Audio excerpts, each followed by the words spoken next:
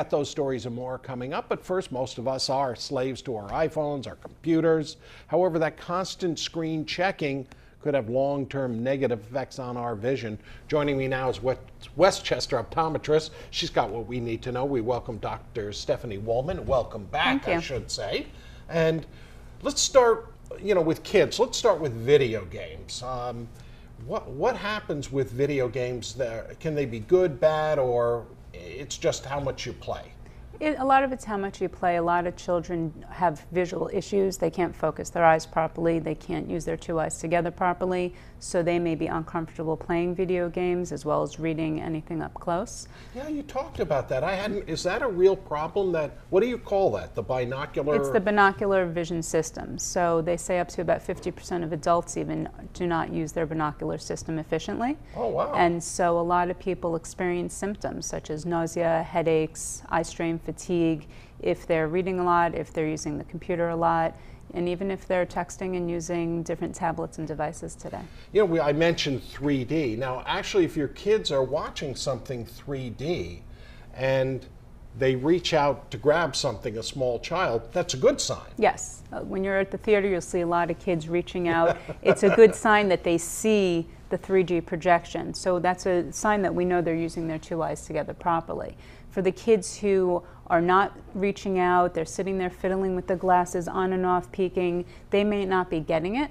And so it might be a nice sign to parents to think, hey, maybe I should go bring my child for an eye exam, because they may not be seeing the 3D images properly, but they don't know how to often express that to the parents and tell them. And if they don't know, if they've never seen it correctly the first time, they don't even know what correct is. Exactly.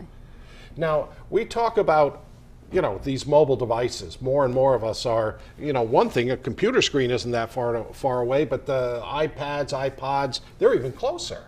Is this a source of a problem? It's putting a lot of stress on our eyes. With technology, when people were developed back in the day, we were not developed to be doing so much close-up work. And it was more so for looking far away, hunting, gathering, so to speak. But now everything is computerized. Kids are using computers in school, they're texting, everything is close up, and it's putting a lot of stress and demand on the visual system. And you're saying even if they're not playing too much, maybe they're breaking up, they're doing video games, they're watching TV, they're working on their computers, but all that's happening in kind of four walls. You're saying get them outside. They should play outside, look far away, or I suggest my patients who work at a desk all day at a computer, every 20 minutes, look far, look down a hallway, just to relax their eyes and then go back to what they're doing. Yeah, I mean, you're saying that sometimes you have kids, you're testing them, but the parents or the teachers, if you're in a classroom, suddenly go, wait a second, this happens to me. It often does, and they're using more technology in classrooms. I've seen reports that even in medical schools, they're not giving them organs, but it's 3D replicas on screens. So a lot of those students may be at a loss because they can't see it as well if they don't use their two eyes together properly. And also you're mentioning, I know that when I was in high school and we had to take like notes where we tried to cram as much as we could on a 5x8 card, and we were taking it out of a book that had small print, so that I would work for a little while and I would look up to check the time and I couldn't focus on the clock, just on the wall. What happens is when you're looking up close, your focusing system engages, and then as soon as you look far away, it should relax immediately. And a lot of people get stuck, so to speak, in this close position. And so they notice their distance vision is not clear as automatically as it should be. Now, when does this pop up? You're saying people after work, when they're driving home, when do they notice? It could be at any time. I have a lot of kids, when they're copying from the chalkboard, they notice it. A lot of adults notice that their vision late in the day is worse than earlier in the day.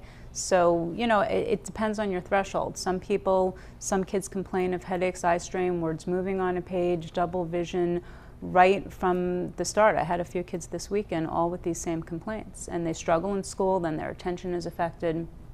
And when you hear symptoms like this, I mean, you have to tailor-make some sort of therapy for them. Yes, we test them, then I make up a vision therapy program specific for each child, and we work on these visual skills to make them become more efficient and stronger, and it eliminates all the symptoms. But you're saying just for us who work every day, computers just make sure, what you say, once every 20 minutes? About every 20 minutes, look away for 20, 30 seconds. Some people might benefit from a pair of reading glasses to relax their eyes on the computer as well.